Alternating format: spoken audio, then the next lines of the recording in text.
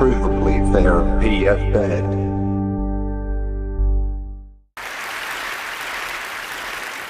The technology likely to have the greatest impact on the next few decades has arrived.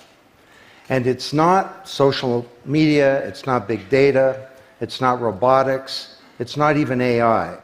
And you'll be surprised to learn that it's the underlying technology of digital currencies like Bitcoin. It's called the blockchain. Blockchain. Now, it's not the most sonorous word in the world, but I believe that this is now the next generation of the internet, and that it holds vast promise for every business, every society, and for all of you individually. You know, for the past few decades, we've had the Internet of Information.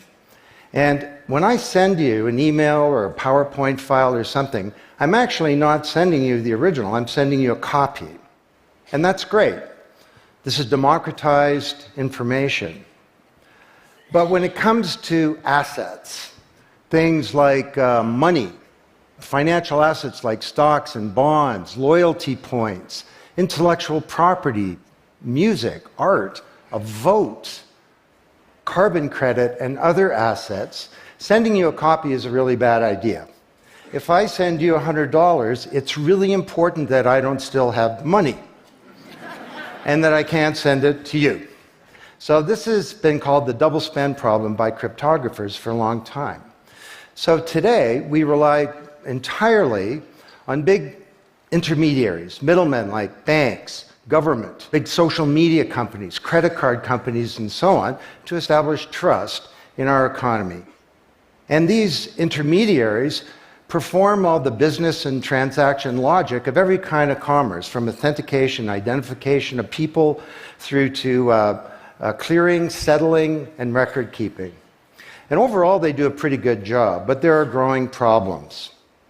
To begin, they're centralized. That means that they can be hacked, and increasingly are. And JP Morgan, the US federal government, LinkedIn, Home Depot, and others found that out the hard way. They exclude billions of people from the global economy. For example, people who don't have enough money to have a bank account. They slow things down. It can take a second for an email to go around the world, but it can take days or weeks for money to move through the banking system across the city. And they take a big piece of the action. 10 to 20% just to send money to another country. They capture our data, and that means that we can't monetize it or use it to better manage our lives. And our privacy is being undermined. And the biggest problem is that overall, they've appropriated the largesse of the digital age asymmetrically. And we have wealth creation, but we have growing social inequality. So what if there were not only an internet of information, what if there were an internet of value? Some kind of vast, global, distributed ledger running on millions of computers and available to everybody, and where every kind of asset, from money to music, could be stored, moved, transacted, exchanged, and managed, all without powerful intermediaries. What if there were a native medium for value? Well, in 2008, the financial industry crashed, and perhaps propitiously, an unknown or anonymous person or persons named Satoshi Nakamoto created a paper where he developed a protocol for a digital cash that used an underlying cryptocurrency called Bitcoin. And this cryptocurrency enabled people to establish trust and do transactions without a third party. And the seemingly simple act set off a spark that's ignited the world, that has everyone excited or terrified or otherwise interested in many places. Now, don't be confused about Bitcoin, okay? Bitcoin is an asset. It goes up and down, and that should be of interest to you if you're a speculator. More broadly, it's a cryptocurrency. It's not a fiat currency controlled by a nation state, and that's of greater interest. But the real pony here is the underlying technology. It's called blockchain. So, for the first time now in human history, people everywhere can trust each other and transact peer-to-peer. And trust is established not by some big institution, but by collaboration, by cryptography, and by some clever code. And because trust is native to the technology, I call this the trust protocol. Now you're probably wondering, well, how does this thing work? Fair enough. Assets, digital assets like money to music and everything in between, are not stored in a central place, but they're distributed across a global ledger using the highest level of cryptography. And when a transaction is conducted, it's posted globally across millions and millions of computers. And out there around the world is a group of people called miners. These are not young people, they're Bitcoin miners. And they have massive computing power at their fingertips, 10 to 100 times bigger than all of Google worldwide. And these miners do a lot of work. And every 10 minutes, kind of like the heartbeat of a network, a block gets created that has all the transactions from the previous 10 minutes. And then the miners get to work trying to solve some tough problems. And they compete. And the first miner to find out the truth and to validate the block is rewarded in digital currency, in the case of the Bitcoin blockchain with Bitcoin. And then, this is the key part, that block is linked to the previous block and the previous block to create a chain of blocks, and everyone is time-stamped, kind of like with a digital wax seal. So if I wanted to go and hack a block and say, pay you and you with the same money, I'd have to hack that block, plus all the preceding blocks, the entire history of commerce on that blockchain, not just on one computer, but across millions of computers simultaneously, all using the highest levels of encryption in the light of the most powerful computing resource in the world that's watching me. Tough to do. And this is infinitely more secure than the computer systems that we have today. Blockchain, that's how it works. So the Bitcoin blockchain is just one. There are many. The Ethereum blockchain was developed by a Canadian named Vitalik Buterin. He's 19 years old. And this blockchain has some extraordinary capabilities. One of them is that you can build smart contracts. It's kind of what it sounds like. It's a contract that self-executes. And the contract handles the enforcement and the management, performance, and payment. The contract kind of has a bank account too, in a sense, of agreements between people. And today, on the Ethereum blockchain, there are projects underway to do everything from create a new replacement for the stock market to create a new model of democracy where politicians are accountable to citizens. So, to understand what a radical change this is going to bring, let's look at one industry, financial services. You recognize this? Rube Goldberg machine. It's a ridiculously complicated machine that does something really simple, like crack an egg or shut a door.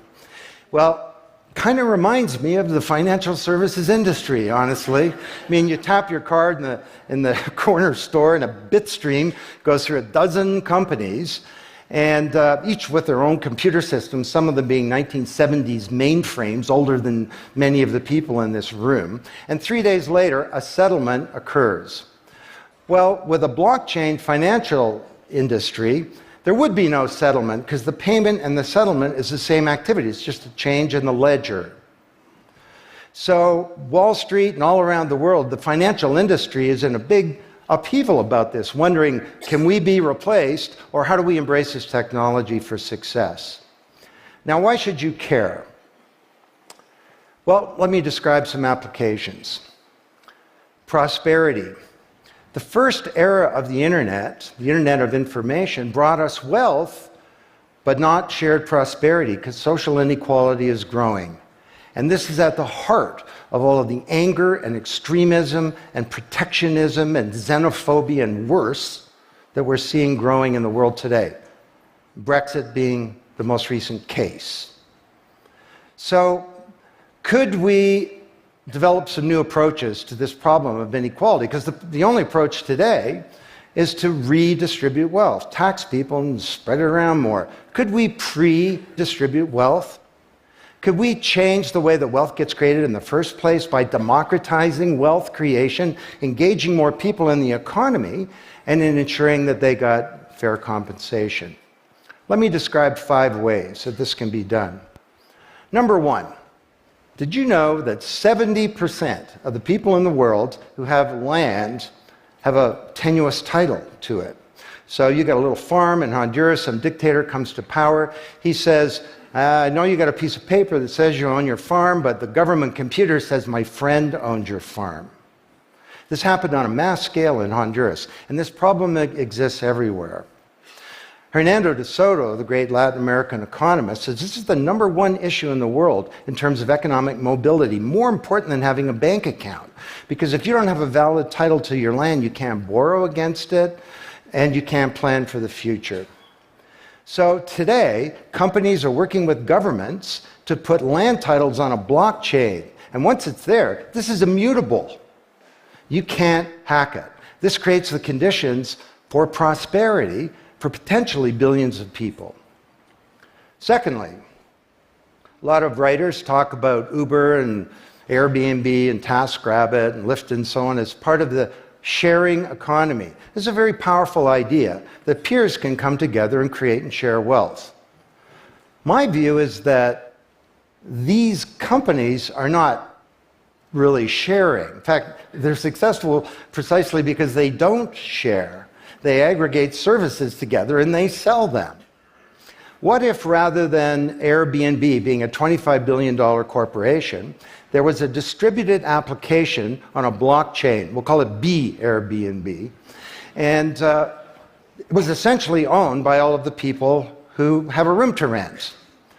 And when someone wants to rent a room, they go onto the blockchain database and all the criteria sift through, help them find the right room, and then the blockchain helps with the contracting, it identifies the party, it handles the payments, just through digital payments are built into the system, and it even handles reputation, because if she rates a room as a 5-star room, that room is there, and it's rated, and it's immutable. So the big sharing economy disruptors in Silicon Valley could be disrupted, and this would be good for prosperity.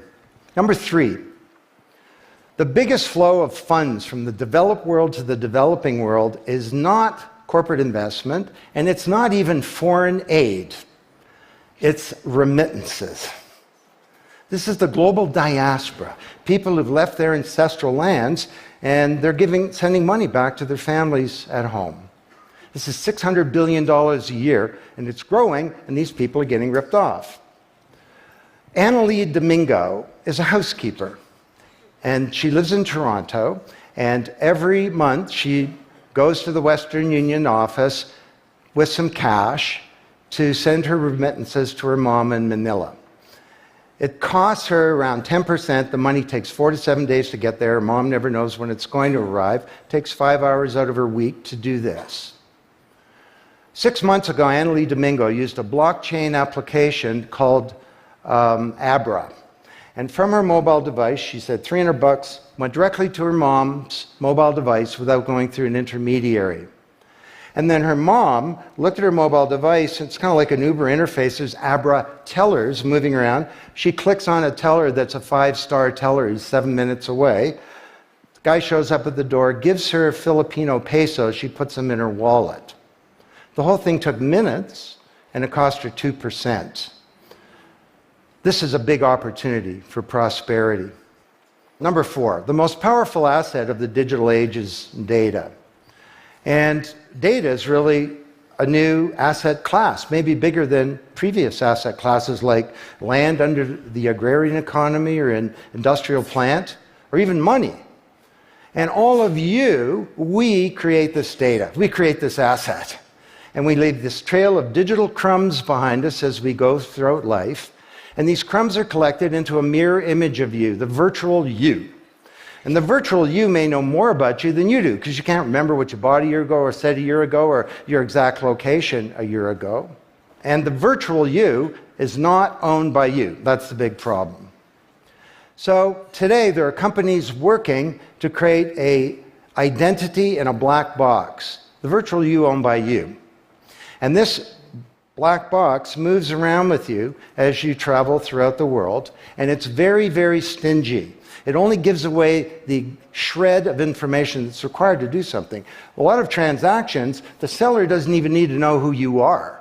They just need to know that they got paid. And then this avatar is sweeping up all this data and enabling you to monetize it. And this is a wonderful thing, because it can also help us protect our privacy. And privacy is the foundation of a free society. Let's get this asset that we create back under our control, where we can own our own identity and manage it responsibly. Finally,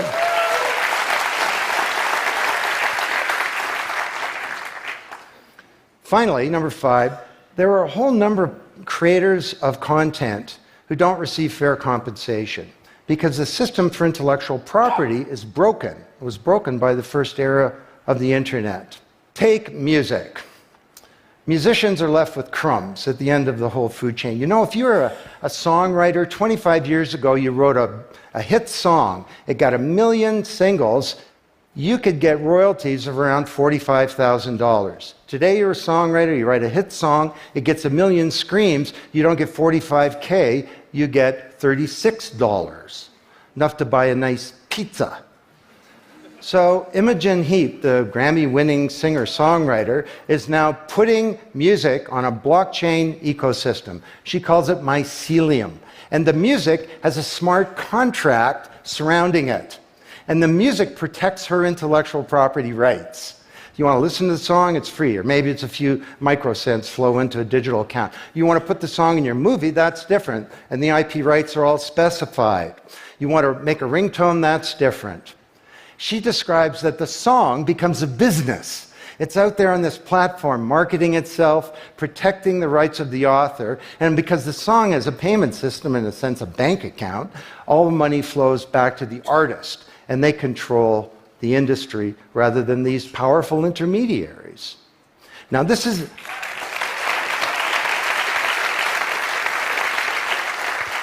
not just songwriters, it's any creator of content, like art, inventions, scientific discoveries, journalists. There are all kinds of people who don't get fair compensation, and with blockchains, they're going to be able to make it rain on the blockchain, and that's a wonderful thing. So these are 5 opportunities out of a dozen to solve one problem, prosperity, which is one of countless problems that blockchains are applicable to. Now, technology doesn't create prosperity, of course, people do.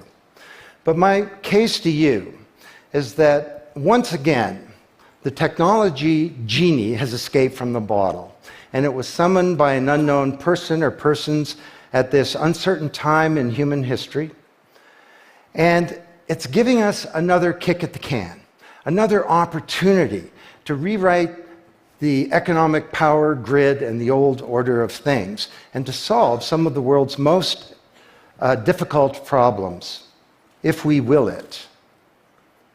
Thank you.